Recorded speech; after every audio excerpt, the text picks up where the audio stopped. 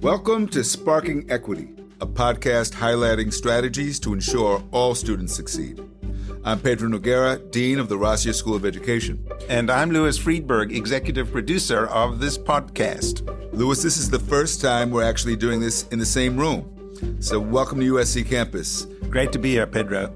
For those of you listening, a major goal of this podcast is to focus on issues that make the work of advancing equity complicated and sometimes difficult. For this reason, we have also profiled schools and education institutions that are making progress on equity so that we can learn from them and how they've approached this work. Well, one of the districts that is making impressive progress on that front is Compton Unified, just a few miles from where we are now. Yeah, I'm excited today that we're going to get to interview Superintendent Darin Brawley so that he can help us understand what they've done to improve student outcomes. And Louis, I know you're going to be in Compton. We're looking forward to hearing when you visit. Let me begin by welcoming Darin Brawley, who has been superintendent in Compton for 12 years, which in usual terms of most superintendents is a lifetime. Thank you. It's a pleasure to be here. Also with us is Ben Herald, author of a new book called Disillusioned, about what he calls the unraveling of America's suburbs. One of the communities he writes about is Compton, which most people didn't realize, in fact, I didn't realize until I read your book, was an almost all-white suburb in the 1940s and 50s. Yes, I was surprised to learn that former President George Bush lived there with his family when he was selling oil drilling equipment, and his son, George W., was there as a toddler. Welcome, Ben. Thanks so much for having me. Let me start with you, Ben. Your book offers a pretty grim portrait of formerly suburban communities across the country. Like you, I grew up in such a community, Brentwood, New York on Long Island. The themes in your book sound depressingly familiar. Overtaxed residents, a weak and failing school system. But the Compton schools, under the leadership of Superintendent Brawley, emerges as one of the few bright spots. What did you see and why did you decide to highlight Compton in your book? I initially came to Compton because it did trace this whole arc of racialized development and decline that we see across U.S. suburbia writ large. And I thought it would be a great place where we can see where other communities are in relation, in their own trajectory and arc in relation to what Compton had already been through in the 50s, 60s, 70s, and 80s. What I wasn't expecting was to come away from Compton Unified in particular with so much hope. And what I really found there was a place that, particularly in the school district, where you saw from the school board to Superintendent Brawley down to building leaders and classroom teachers, where there was really a unified sense of how do we reimagine and refashion that old suburban social contract to make sure we're extending it to the kids and families who have historically been excluded from suburbia. You traveled around the country. You profiled, I think it was 5 different communities. Yes. Was Compton unusual in terms of what you saw there? I think Compton's unusual both in its age and its origin story, having started suburbanizing in the 20s and 30s and really having that long pre-war window of being an all-white community where the racial exclusion was enforced by everything from racially restrictive covenants and housing deeds to the residents really working very aggressively to keep out non-white families. And so having that whole backstory before the war made it different and also accelerated the decline that happened when we started to see white flight and capital disinvestment and mounting debt. And so now what, I think Compton, why it's so important is you have a school district that's 96% black and brown, almost entirely low income, lots of English language learners and newcomer families. And it's a place where I walked away, particularly from a school called Jefferson Elementary, with this sense of a place where both from a resource standpoint and from a human and interpersonal standpoint, there's just a tremendous investment and recognition in the potential and gifts that kids have, including and especially the kids that are often overlooked. Superintendent Brawley, when most people hear about Compton, they think about hip-hop, they think about NWA, they think about violence, they think about drugs. This is unusual to hear these bright spots. Talk about that, the changes that you brought about there. We focused on changing the perception of Compton. We knew that in order to do that, we were going to have to focus on the educational environment that was in place. And so we really implemented some things that I had learned over the years in terms of management. I was trained under Malcolm Baldrige Performance Excellence, and we implemented a lot of that structure within the school system. And so we have a continuous improvement process that we revisit every year. Starts off with our management retreat. They're responsible for looking at their data, developing SMART goals in terms of the areas that they want to focus on. and implementing that throughout the year with a bunch of checks and balances. Our principals participate in superintendent data chats monthly, and they're responsible for bringing their information, reviewing that in front of their peers, receiving feedback and input in terms of where they're at and their goals in terms of how they're going to adjust based upon the reflections that have been implemented. For a long time, I think most people viewed Compton as a predominantly Black African-American community. What is the makeup of the district now? The district is primarily Latino. It is about 86% Latino and about 14% African-American and about 40% English language learners. It's very different than what people think of when they hear the word Compton. I know you've implemented a huge number of programs, dual enrollment programs, bilingual ed, social emotional learning, after-school tutoring, newcomer support for immigrant students, also a big emphasis on STEM and ed tech. So of all these things, which of them do you regard as sort of the most important in terms of the ones that really made a difference? They're all important. They've all made a difference. But one of the things that we really set out to make us unique was a focus on preparing our kids for the work environment once they leave us. We know that we had to eliminate the opportunity gap for Black and brown students in the area of technology. So we have a very robust STEM emphasis within Compton that I challenge any public school district to come up against us and show us that they're doing better. We have robotics, we have coding, engineering. We have so many different components in place for students to really thrive. We have drones. I have a drone competition coming up next week. And our goal really was to eliminate that opportunity gap so that when kids leave us, they have the ability to really thrive and take advantage of everything that is out there. There shouldn't be a gap that exists based upon your zip code, based upon where you live. The same opportunities that students have in Marin or Beverly Hills, kids in Compton should have, and I believe that they actually have more opportunities. So there shouldn't be anything holding them back from Apple or Google or any place that they want to take their expertise in. I gather you are starting this emphasis on STEM, just to use that term broadly, in the preschool and TK, coding. That's mind-blowing. Well, actually, before TK, we're starting in preschool. Our kids continue in TK, they continue in elementary school, in middle school and high school. So we're providing them with every opportunity possible to take advantage of evolving issues in technology. So, now we've transitioned on to experiences with AI. Like I said, it's our prerogative to make sure that our kids have every opportunity to succeed in an ever-changing society, particularly in the area of technology. Some people might say that preschool is too early. Let these kids just, whatever 3 or 4-year-olds do. The reality of learning is we know that the earlier that students are exposed to things, the better off they're going to be. So why do we begin exposing kids so early? Why do we begin at preschool? The literature is very clear. Middle school, right? So when you begin providing students with opportunities in STEM in middle school, they are much likely to persist. What we've learned over our journey, which began in about 2014, we began with about 24% of our students exploring post-high school opportunities in STEM, in the STEM fields, as majors in the STEM fields. Now we exceed 50%. Where about 51% of our students identify STEM-related fields as their declaration for majors when they leave us. Just want to clarify that every elementary school has robotics. Is that the case? Every kid in the district has access to robotics. Is that correct? That is exactly correct. So every single elementary school, every single middle school, every single high school has access to robotics. We began with Lego robotics, first Lego competitions, and then at the secondary level, they participate with VEX robotics and compete throughout the state of California with robotics competitions. In the book, Ben describes you as a bit of a data nerd, but you clearly have had a vision about equity that you've promoted in the district. talk us about how you've communicated that vision to your staff and to the community and how you've gotten people to buy in. When I got there, Compton was not performing very well at all. In the book, Ben highlights that. Our graduation rates were at 58%.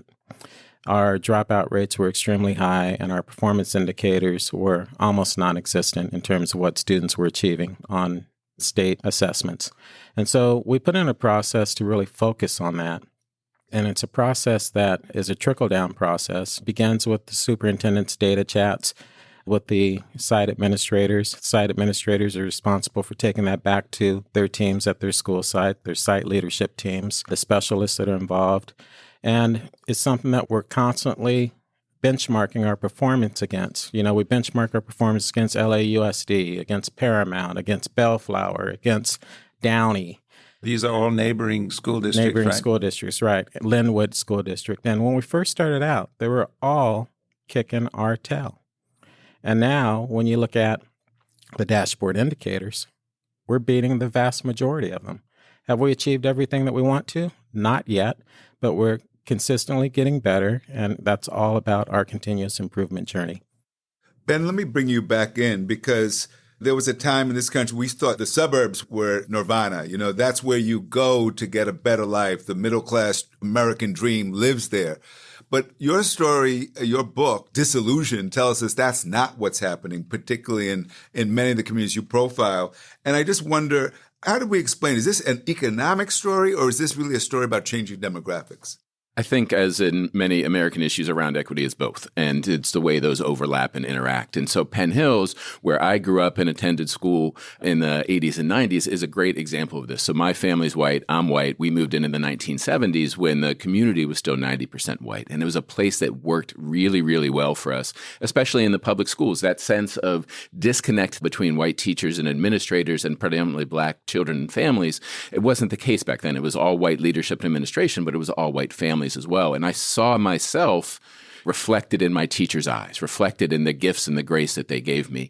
And that was part of what was so painful for me in Penn Hills and so many of the other communities featured in the book, where you have families of color who wanted that same nirvana, wanted that same generous social contract, wanted to be in a place that worked, and they didn't have to, spend all of their time trying to make it work. They could just go about living their lives.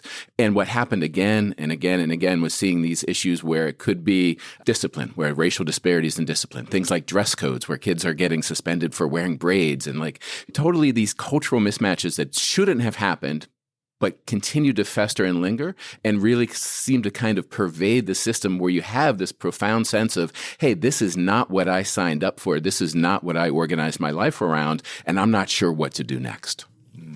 Superintendent Brawley, let me bring you back into the conversation. As you think about the work of the schools in Compton, what do you see as the biggest challenges to making sure you continue to improve? You've talked about continuous improvement. What are the next challenges facing the district? The challenge facing my district, as well as any district right now, is the challenges associated with learning loss. And we're overcoming those challenges. When you look at how Compton has rebounded compared to other school districts, we've done very well. So most recent assessment results from the state, we had a 6% increase in math, and we had a 2% increase in ELA, where most districts in California have not increased at all. So that's the biggest challenge. COVID pandemic set us back pretty bad in terms of the momentum that we had. So I think that's the biggest challenge now, recouping all the deficits. But we're overcoming those challenges, and we're going to continue to work the plan, and I'm very confident that we will overcome. What about the diversity of your staff? Have you been able to attract the diverse staff to work in your schools? I have a diverse senior leadership, Korean, Chinese, Nigerian. I have it all. One from Peru, one from Venezuela. So I have a diverse cabinet. But in California, the teaching profession it's just not diverse, and it has not changed much since I got in. When I got in, it was about 12% Black and about 13% Latino. It hasn't changed much. The teaching profession in California is still predominantly white.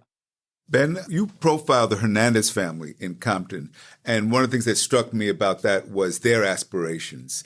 And why did you choose them, and how do you think they're feeling about life now in Compton? I think it's tricky for the parents who are undocumented immigrants. And so there's an inherent barrier in their ability to access the future they want for themselves. But what was so powerful for them and what has kept them in Compton is that both of their children are born on U.S. soil and are U.S. citizens and are afforded all the opportunities that come with that. And so Compton Unified really became central to that. And I think at first the family was, a little hesitant. They're always kind of like looking for something better. But as they settled into Jefferson Elementary in particular, really found a place where, the way Dad put it was that, I feel like my son, he's an 8-cylinder vehicle and everyone was kind of had him on 4 cylinders for a while. And now we're kind of getting him, running at his full potential. And so Dr. Brawley had mentioned 2 aspects of the work that he's done there. So 1, this kind of data infrastructure, and then 2, this kind of career and project or in technology oriented focus. And, you hear that a lot in K-12 right now on both sides of it. Those are both popular, well-regarded strategies. What felt different to me in Compton was at the school level, I saw both of those down to the micro level interactions between teachers and students. So for the data chats, for example, when I would talk to the principal at Jefferson Elementary, he didn't necessarily look forward to those data chats because he knew he was going to be asked hard questions and going to be expected to have clear plans on what to do where it was short. But what he did say is that he knew that he would be coming back and having those same conversations with his teachers. And so he was able to take it because he knew that someone else was going to have to take it from him. And that chain of communication was very clear. And likewise with everything that Dr. Brawley just mentioned around the career and technology related opportunities.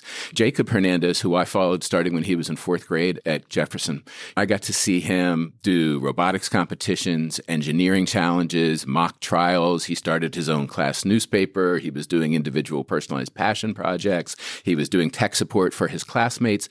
And the thing that was so beautiful and powerful about that for me was that in every one of those opportunities, you could see him not only imagining himself in the future, but imagining himself shaping the future. And that was something that Dr. Brawley was very intentional and clear about from the top. And it was powerful to see that reflected at a 4th grade level. And Superintendent, back to you. It's often the case that older residents who no longer have kids in schools oppose investing in the schools because their taxes are already high and they don't have children there. So how have you dealt with those kinds of tensions? I believe the results that we have achieved within Compton have made that easy for the public. Compton had the highest percentage pass rate of a bond last year. Wow. 71%. That's amazing. Unheard of, right? Yep. So $350 million bond to improve our facilities, which will be focused on Centennial High School as well as others. We just accomplished that 5 years earlier with another $350 million bond for the rebuilding of Compton High School and other facilities. So our public understands that the school district is delivering results and they are supportive of what we're doing, and that proves by the passage of the bonds in terms of what they've supported. I do have to get into this question. Before we wrap up, the title of this podcast is Sparking Equity. That term itself has continued to generate a lot of conflict and dissension in many school districts. What is your definition of equity, and how have you been able to move an equity agenda without triggering a lot of pushback? 71% are supporting what you're doing. We haven't focused on the word equity, but our actions are all about equity. So that's how we've been able to do it. So we have a division of Black student achievement. The graduation rates of Black students in Compton used to be significantly under the other subgroup. Now the Black graduation rates are the highest within the organization.